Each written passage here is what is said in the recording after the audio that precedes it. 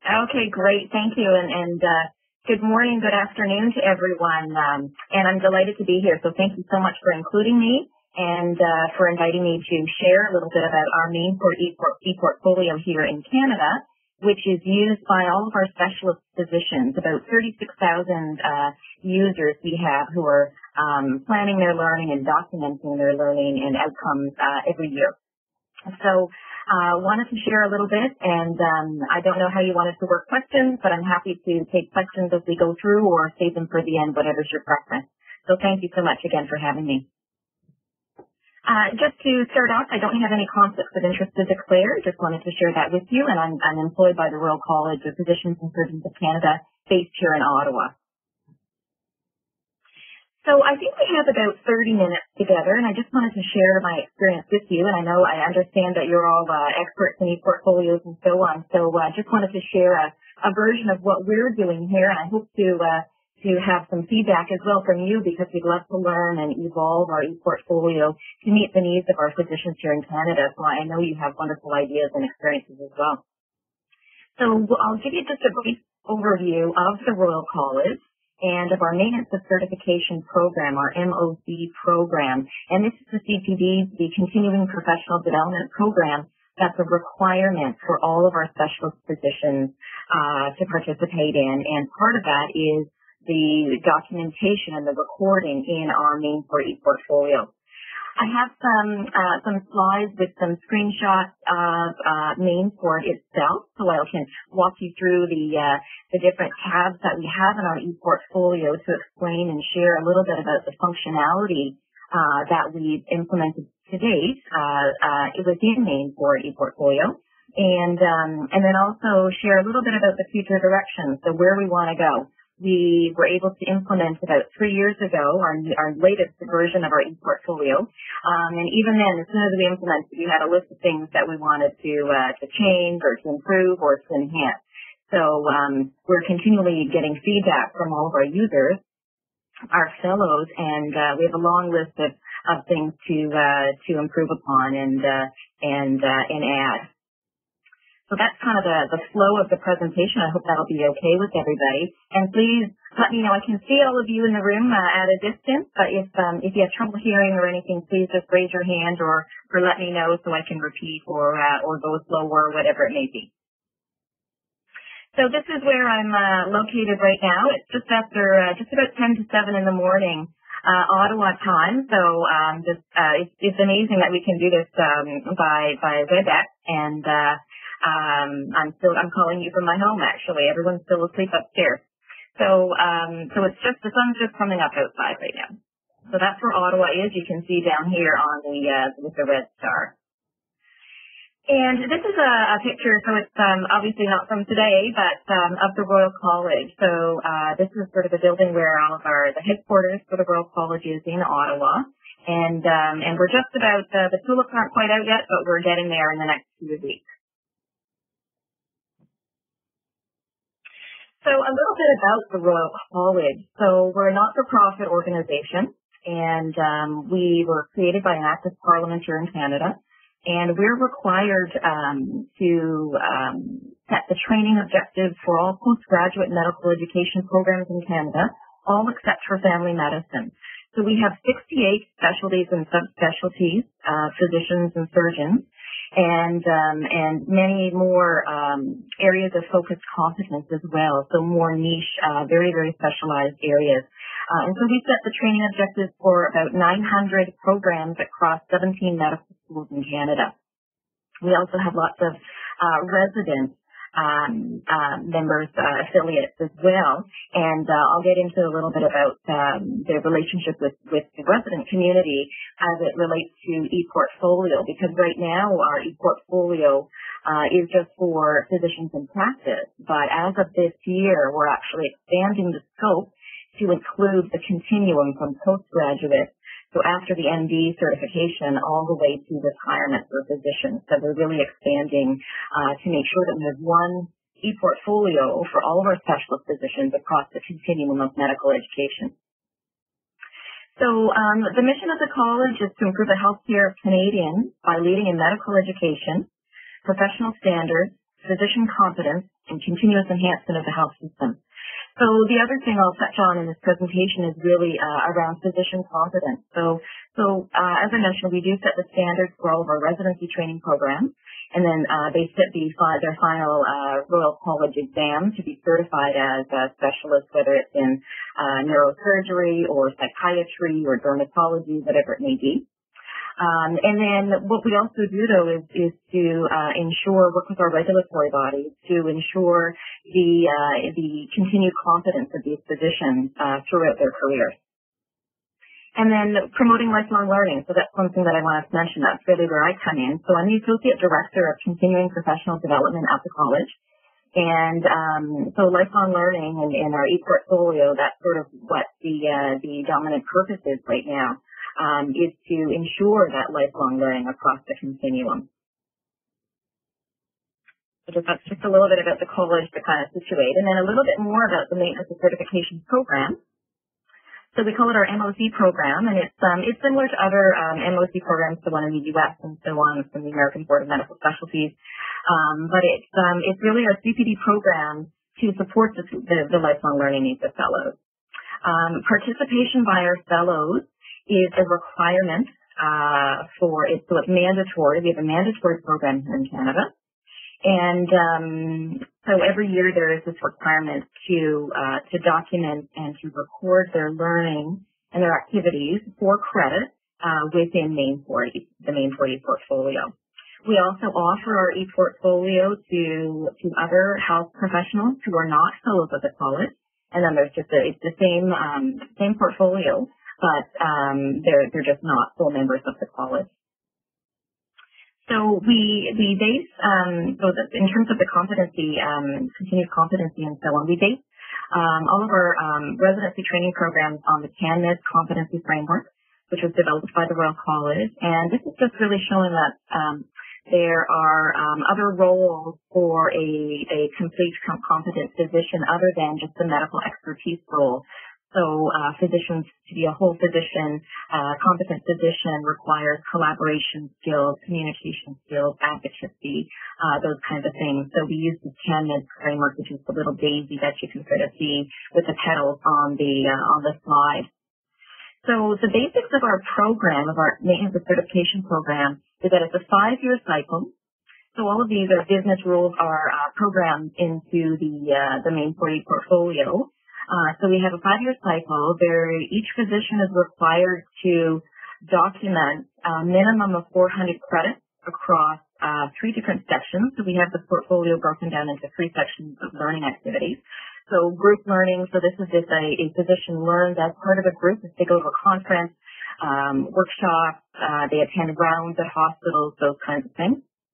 We have self-learning, which is where physicians can document if they've done personal learning projects, if they've done preparation for teaching or presentation, if they're reading journal articles, those kinds of things.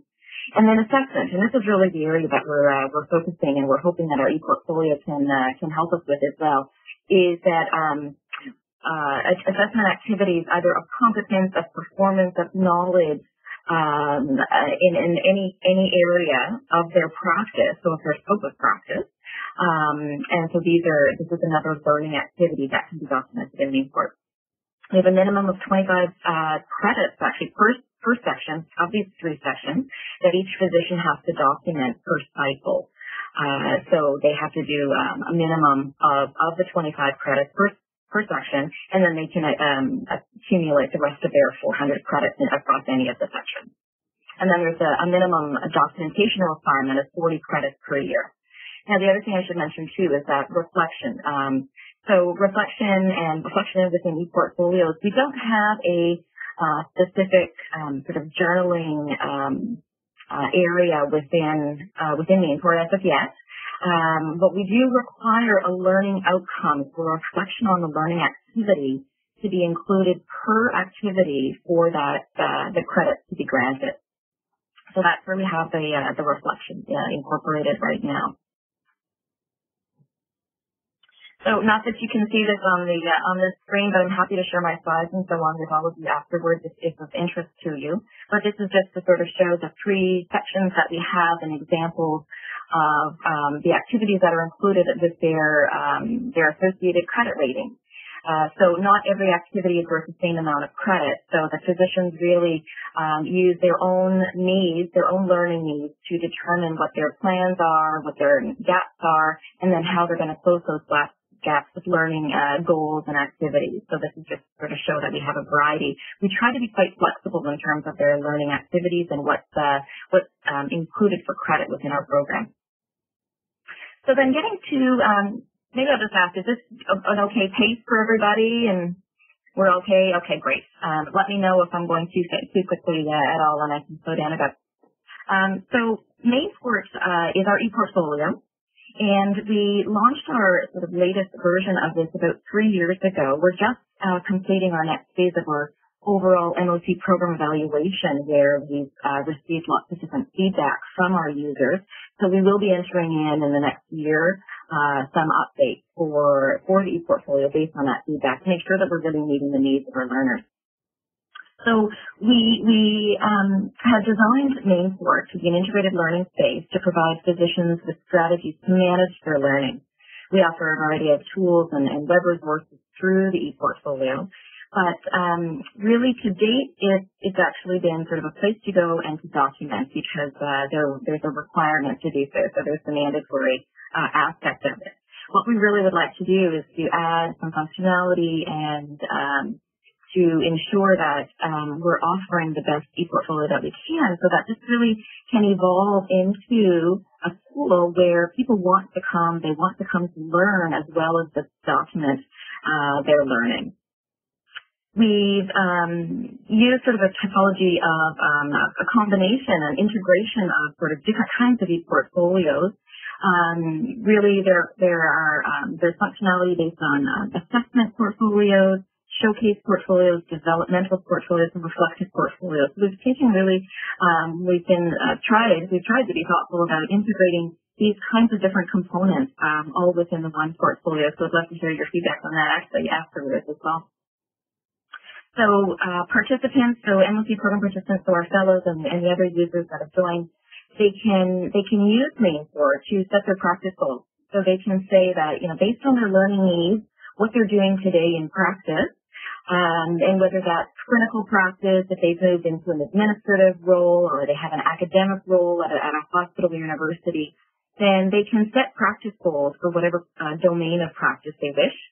They can then track their progress. They can upload presentations and documentation to associate with those goals and then track along the way. They can enter activities, or they must enter activities to get credit. And as I mentioned, with that reflective learning outcomes or the impact on their practice for having attended that learning activity.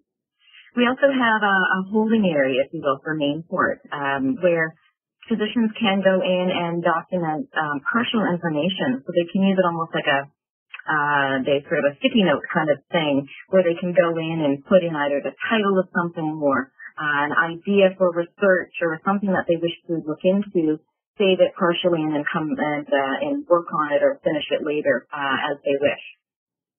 And then we also have, we've incorporated the functionality into the MAINPORT portfolio so that users on demand can go and see where they stand within their cycles, see how many credits they have within each section. They can print credit summaries, transcripts, and so on, and certificates of completion. And this is really a requirement because a lot of our physicians are linked with academic health centers, with universities, and so they're required to show proof of their participation in continuing learning in CPD for hospital privileging, for relicensure within each different province within Canada. So we really, instead of having all of these folks ping us in my team to ask for proof of their participation, we've now pushed that to the user so it's on demand. We also have an iPhone app so that users can they can document their learning sort of on the go. They can do it from their mobile devices. And really iPhone, so the Apple devices are really the dominant platform that our physicians are using. They can do, again, the incomplete or complete activities. They can sort of use it as they just want to document something and then come back and finish it later.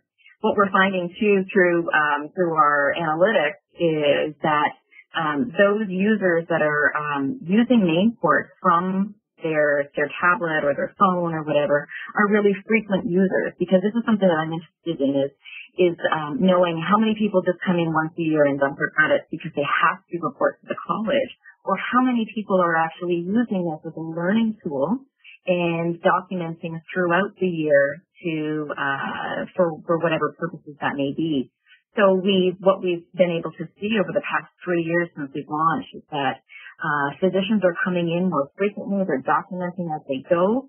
So we still have the bulk of our fellows that come in before the reporting deadline, but we're also noticing that people come in throughout the year. So we're going to be doing some further research into these frequent users to find out what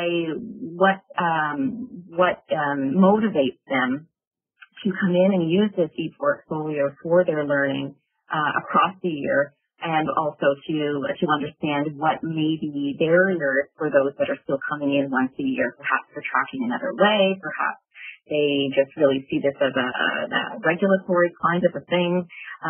So we really want this tool to be able to transform into something that's a benefit for their learning and integrate within their daily workflow, because right now some of the feedback that we've received from our users through this program evaluation that we've just finished another phase of, I mentioned earlier, is that this is seen as an add-on. This, documenting in their e-portfolio is seen as something that's extra to what they're doing every day and to their learning. So I would really like to understand or have a better understanding of what we can do to transform, to enhance the functionality and make this a tool that people are coming to and want to come to. So this is an example. I don't know how well you can see this. Probably not any of the small type and so on the screen. But this is the dashboard that we have for MAINPORT right now. It's I'll be the first to admit that this is way too busy. There's too much on this dashboard right now. And so one of the things that we're going to be doing is I'm going to be launching a project team to sort of get some feedback, to do some in-depth study as to what we could do to simplify the dashboard.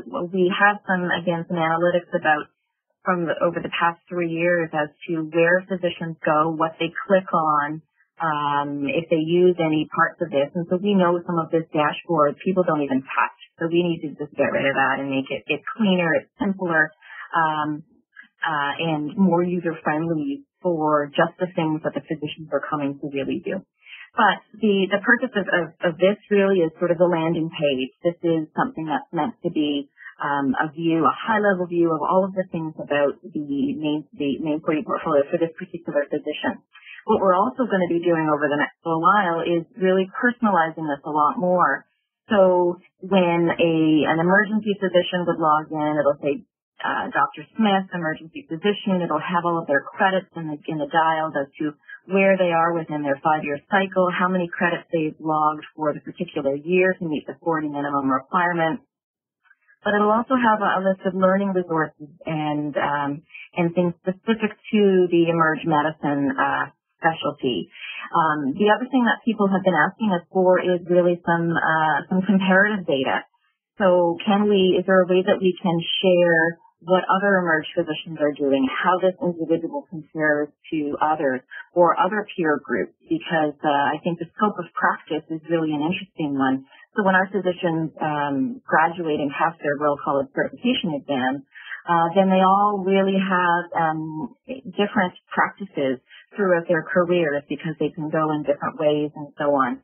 So the ability for a user to self-select their peer group will come into play, I think, as well as we evolve the portfolio. The other thing I should mention is that at the top of the screen, that is the sort of the main web bar of our website our web portal at the college. So we've used sort of an iframe kind of methodology to incorporate the e-portfolio within the overall Royal College website. So when people come in, they can go back, they can go forward, and that sort of thing within. They feel like they're all in one spot. We have also integrated single sign-on technology so that when people log into the Royal College website, they're also logging into their MAINPORT account. The other thing, too, is that we are an official bilingual country, so that our e-portfolio is available based on user preference in either English or French. So everything is translated, everything can appear to the user in both official languages. This is just a quick page I wanted to show you. So you can sort of see at the top, there's the Royal College banner, the About Us, our members. So that's the web page stuff. And then the My Dashboard, My MOC, My Holding Area, and we went explicitly with the My so that it's, they have some ownership, that they feel that this is their portfolio, this is their data, this is their learning. So this is just a page that demonstrates the different three sections that I mentioned in our maintenance certification program framework, how many credits they have per section, so they can see the balance of activities that they are doing within each section. And there's a minimum of 25 credits required per section, so it's important for them to see that. This is the holding area that I was talking about. So again, it's just another tab across the top. But this is an area where incomplete activities are logged, so things that the physician may want to come back to or will need to come back to later on to finish. Whether they can put in their title, they can have we have functionality right now through different APIs where conferences or hospitals can upload activity and data on the physician's behalf. It doesn't go directly into their credit total until they've gone in and accepted it here, and then document the associated learning outcome with that activity. So this is just an area where we have, we call it the holding area, partially completed activities. And then there are different reports, as I mentioned. These are on-demand reports, so credit summary report, where physicians can go in and see all of the different credits divided by section. There's a yearly assurance report, a transcript, a total transcript of all of their activities, and then once they've completed their 5-year cycle, there's a pretty certificate that can be printed for them. Now, all of these can be PDF and then sent to their, like I mentioned, their hospitals or to regulatory authorities. What we're doing now, actually, is because we have licensing in Canada for physicians is by province. So across the different provinces, if, for example, I'm in Ottawa and Ontario, so if I were to want to practice in Ontario, I have to get my license through the College of Physicians and Surgeons of Ontario. And so this would then be the same across all provinces. What we're trying to do is to say that all of our physicians are reporting to each of their independent regulatory bodies for licensing every year. So is there not a way that we can connect in the back end, MAINPORT, which could, with all of the different systems across the provinces, so that there's a way that we can automate the reporting for these physicians to take the burden off them, but if they give permissions, then we can just have MAINPORT connect with all of these other regulatory systems. So we're looking into that. I think automation is a big thing that we're looking to do to take some of the documentation burden off of our fellows and help them from a technology perspective. So we have an area where physicians can plan their continuing professional development. So this is where they plan their learning. So again, I'm just going quickly over the tabs of the e-portfolio, the main tab right now. So this is where they can go in and set their learning goals or their objectives, self-select their date, and then tag their different learning activities as they go through. If they've been to a conference that partially or that contributes to the objectives of a learning goal, then they can tag that back and forth. So we have some capabilities for them to do that. This is just a listing, so they can go in at any time. They can delete or change or add. Things do get frozen if they are accredited activities after the reporting deadline, so that they cannot go in and necessarily change things without providing documentation or proof of attendance and those kinds of things. So we have all of those different business tools programmed in the background as well. This is just an example of what that credit summary I was talking about looks like. So you can see that it's divided by section, it's divided by year, and then we have, this is the official documentation that they can provide and you can send to their hospitals and so on. This is just an example of what the transcript looks like as well. And so this could go on for several pages, but they can filter and they can print as much of it as they wish, or they can print the whole thing, or they can sort of slice and dice however they wish to do it for whatever purpose. So we're trying to incorporate flexibility within the things that we're doing. And we're learning as we go for sure. The other thing we're learning is that simple doesn't mean simple to everybody. People have different definitions of what simple means. So for some of our fellows, simple means as little on the page and as clean as possible. For others, simple means they don't want to document anything, so they really want us to do that.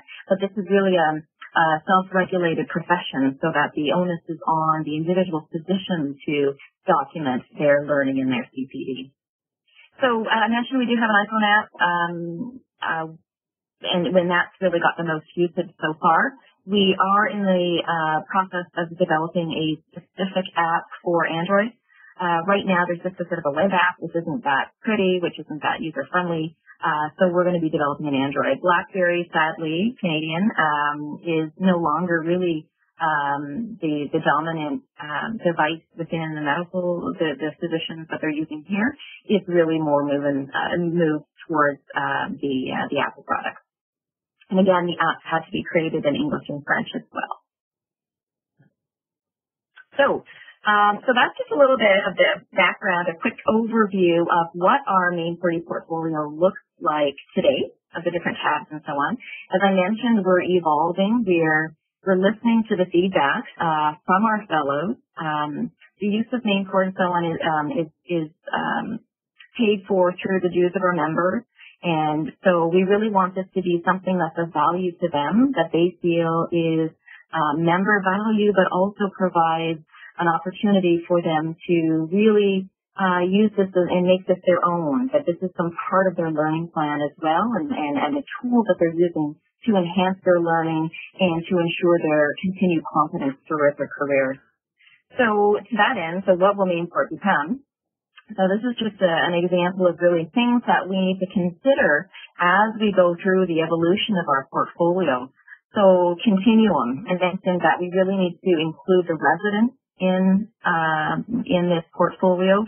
Right now, it was developed for purposes of fellows, so of practicing physicians, specialists who have already passed their final Royal College exam. So that's the resident piece. We really need to think about scope of practice and how this tool, CPD, contributes to the continued competence for the physicians based on whatever practice they're in at the moment. We do not have recertification exams in Canada at the moment, as they do for some American boards and that sort of thing.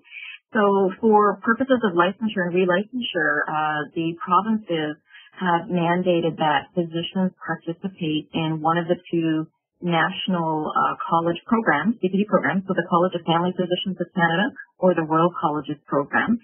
There are some provinces that do have third pathways and that sort of thing, but really most physicians are participating in using MAINPORT or the College of Family Physicians MAINPORT program. The peer networking is something that we're going to be looking into a little bit more, and to understand how we can bring not necessarily social media tools and so on within MAINPORT, but the concept of networking and peer group and collaboration within the tool itself. So anyway, these are just sort of things that we're working on right now.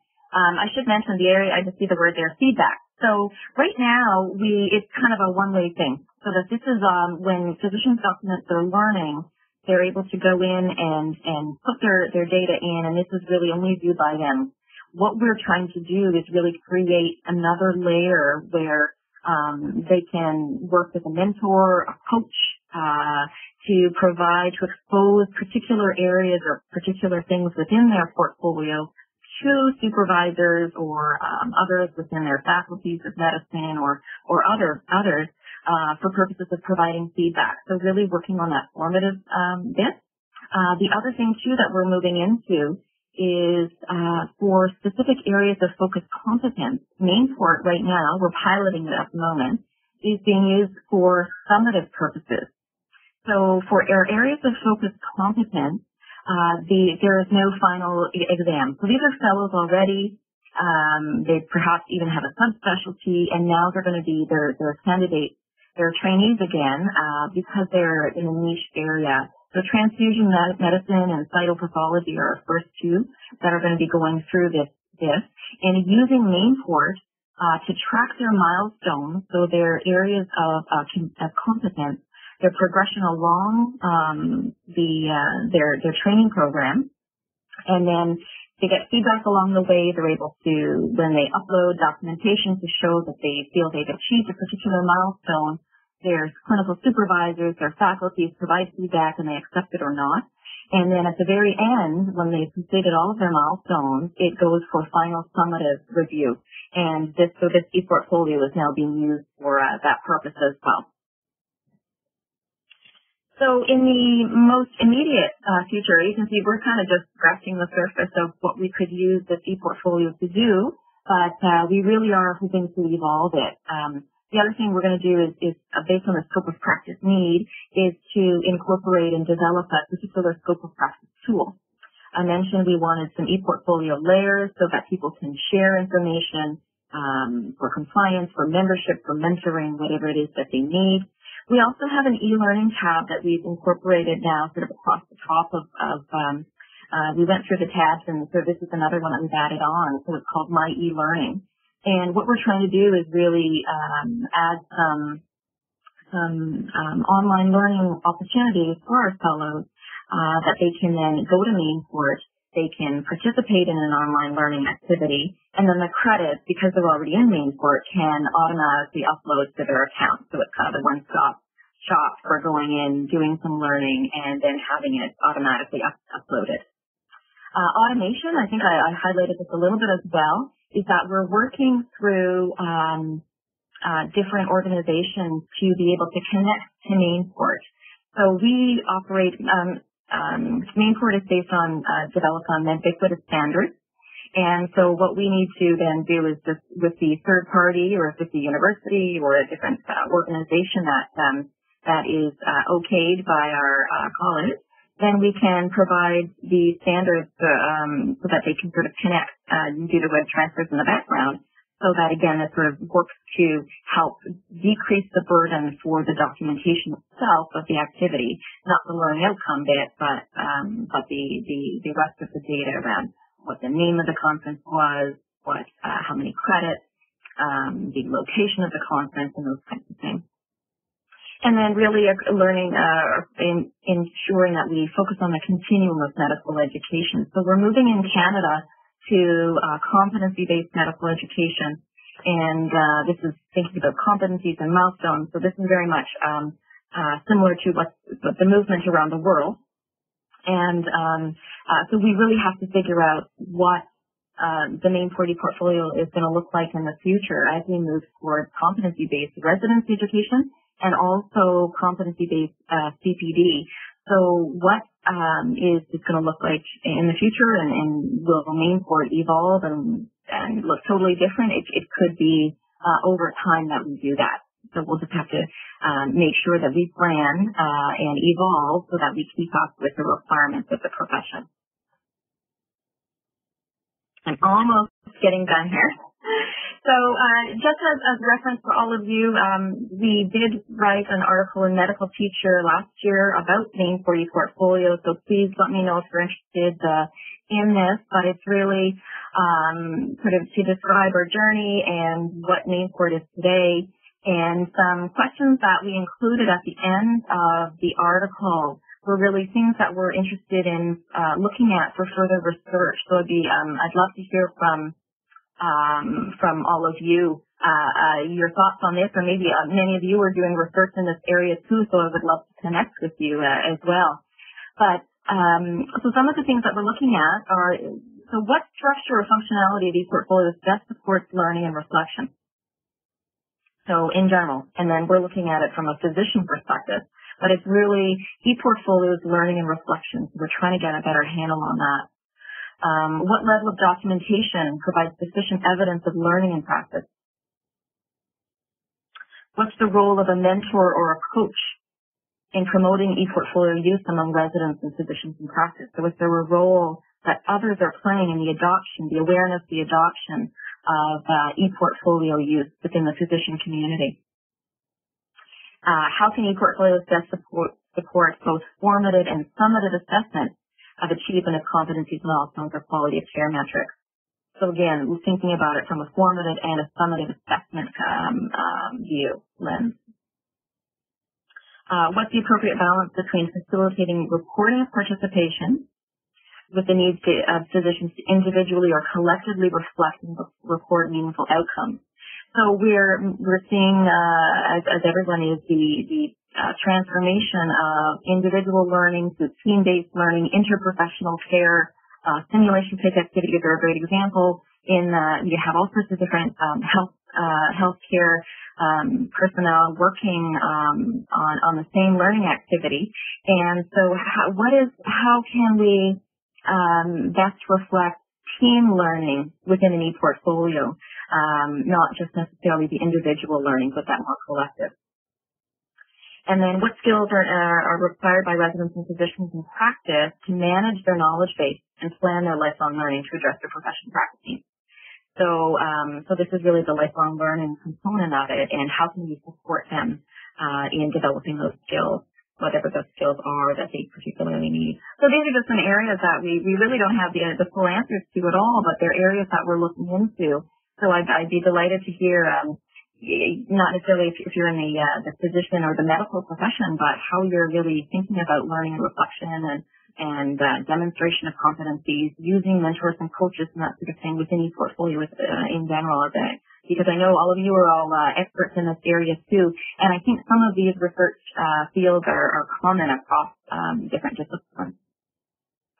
So that's all I have. I'm hoping I haven't gone over, Ivan, but there are my contact details. I'm happy to take questions or to share further and to explore things with you. So thank you. Thank you very much, Jennifer. I just wrote on the chat 2 questions that people who is on streaming is sending to Twitter to us. So I copied them, and the first, I can read it to you. The first one is, do the students only get credit points, or do I see badges on the dashboard? Yeah, so that's great. And I think, Serge, I think I can see you there in the front row. Okay. So badges. So this is really interesting. And so, Serge, I think I was introduced at the EPIC conference a couple of years ago to the concept of the badges and that sort of thing. And we do not use those to date. It's just credit points that we use to date. And I know you had sent me a note saying, is there a role for badges, or how do I see this in the medical profession? And I'm not sure at the moment, because this is really used for regulatory purposes. So we're looking for the evidence that they've participated in an activity, at the moment. Now, having said that, so that's what it is today, but we really want this to be their ePortfolio and their learning, and moving into this more collaborative, peer, community-based, world. So is there a role for badges or something like that? Potentially. I mean, even on different, I'm just thinking of endorsements on LinkedIn and that sort of thing, right? I mean, the physicians with whom I, engage, they're all into that sort of thing. So, I don't know, maybe there is something that's there for the future, but currently we do not have the badges there. Okay. Does that answer the question, or I don't know, is that I hope because someone from Twitter and the other one is that group work at RCPS Canada include balanced groups practice, and I think for me, and probably for somebody else here, these balanced groups, we don't know what it actually means, so you can explain something to us if you know also what the question is about. No, I'm not quite sure of what they're getting at. Can they explain further, perhaps? Yeah, well, it was on Twitter, so we don't have a clarification. Actually, I don't know. Okay. Okay.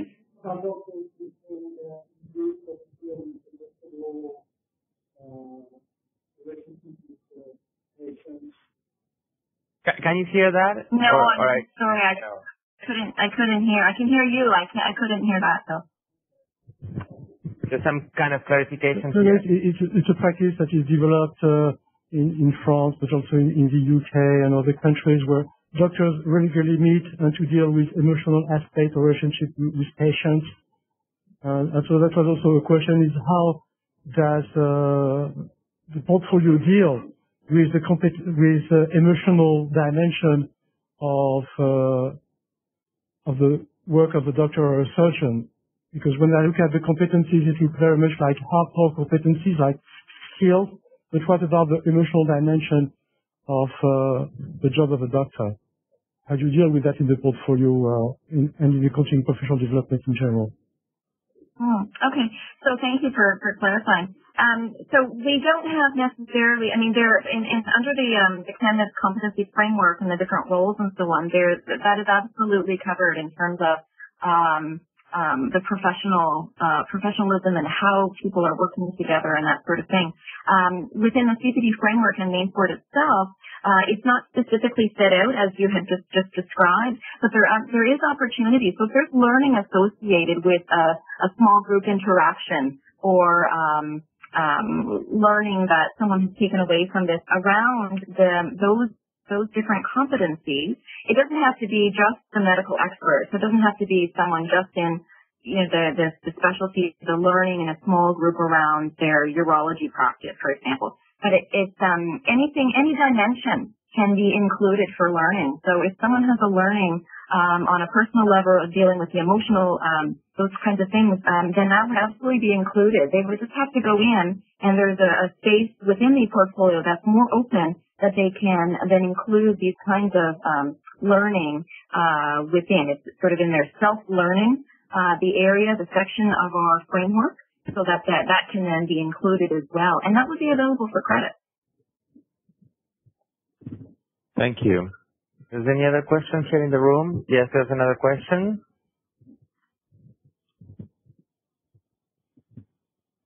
Hello, I was wondering, how do you assess how do you identify the gaps in the beginning in relation to the doctors?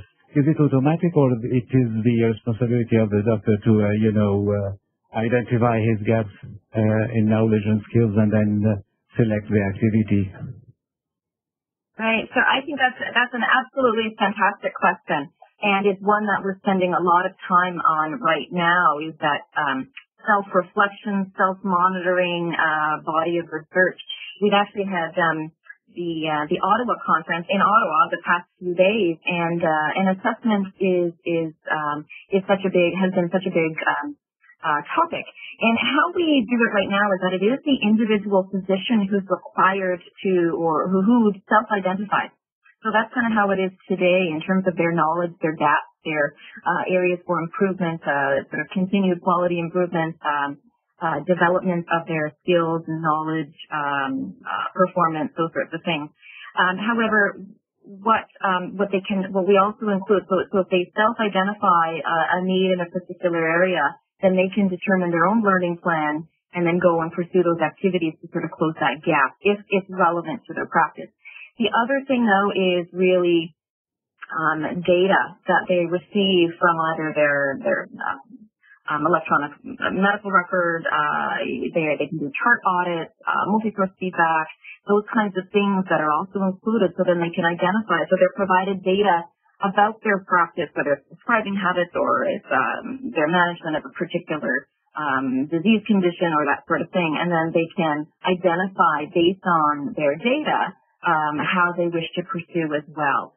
So it's really up to the individual to look at what kind of assessment activity can provide them opportunities to assess their own needs and then to put their own plan in place to address them. Did that answer? Yes, thank you. Another question? And regarding the activities that are offered, it's knowledge and then skills, something like a selection of case reports to do, or a case log, or procedures, or something like that? Yes. What is accepted for learning for credit can be anything related to knowledge and to skills as well. So performance within practice, and whatever domain of practice that may be. So yes. The other thing so you brought up a really great point is that we're going to also be looking at an electronic log. For practice. So right now, as I mentioned, this portfolio has been focused on physicians in practice, and because now that we're thinking of expanding or bringing it earlier on into residency education, many programs already have logs, so procedural logs, case logs, those kinds of things where people are doing more counting of activities and then recording outcomes and so on. So we have a tool right now that we're incorporating within MAINPORT, so linking to, so that there's a view as to these kinds of their learning associated with particular skills-based activities as well. Both skills, knowledge, those things are included within our CPD framework. One example of a peer, work would be something like a group management of a case. That would be a good application, because there are many, ways to manage a case. That would be interesting to see. Absolutely. And I think that's really where I was sort of mentioning the whole intraprofessional, team-based learning, team-based care, is that how do we reflect that? So I'd love to hear your thoughts too of how do we enable that documentation or that learning to be captured within the ePortfolio, because right now our ePortfolios are individual. So if I were part of a team and we did a team debrief after a group care situation, then I would then go and document that within my ePortfolio and put my individual learning, the impact on me. Is there a way to document for a group? Mm-hmm. I mean, I think that's a really great question. How would that get reflected within the ePortfolio? Yeah. Thank you. You have a question? Yes, Serge. Are you using CPD opportunities as a way to collect knowledge to feed in the CPD portal as well? So when professionals solve a case, study a case, this knowledge can be also shared with the other professionals and becomes a kind of a knowledge added to the community by the community? Yeah, so Serge, you're right on with where we want to go. We do not have that right now. We know that physicians in a particular specialty or team, for example, do this kind of thing. There are specific specialty apps that have this kind of community sharing of a case, of a difficult case, and what did you do and how did you deal with it, and what did you learn from that, so that they can then build that body of knowledge and share as a community. So that's something that we do not have within the ePortfolio right now. We're looking at how could we incorporate it so that we don't duplicate some of the community learning that goes on already, and how can we do it with keeping in mind also patient privacy, confidentiality, those sorts of things within the ePortfolio, because I think those are really things that we have to keep in mind as well. But absolutely, we need to figure that out. We need to work through and wrestle with how we can then share that and use this to increase everyone. Mm-hmm. Great. Okay. Someone else? Just got a short question about your experience with mobile applications and mobile devices. Which are the advantages? Because it seems to have a good effect on the use of the portfolio for, I don't know, documenting, reflecting, sharing. Mm-hmm. Yeah. So great question again. And I think. So what we have found and what we have heard both through our program evaluations, through our formal surveys, as well as through anecdotally, is that it really is it's people that use their devices use them frequently. They know how to use them. They incorporate them into their workflow. And that's, I think, what's potentially advantageous and what people have articulated to us is that they're able to sit in rounds, for example, Wednesday mornings when 8 to 9, they're in their grand rounds.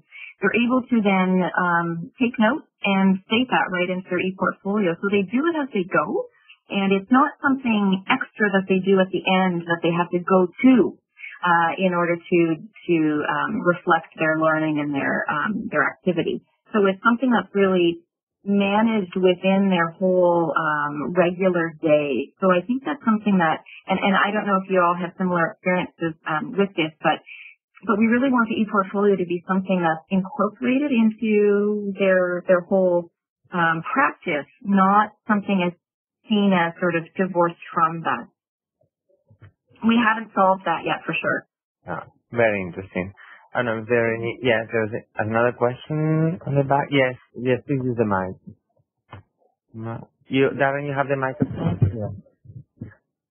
Thanks so much. Do you have a review board or a consulting board or a group of physicians that work with you as you consider these changes? Yes, thank you. And yes, we absolutely do. We have all of the above. So we have different user groups and focusing on different functionality.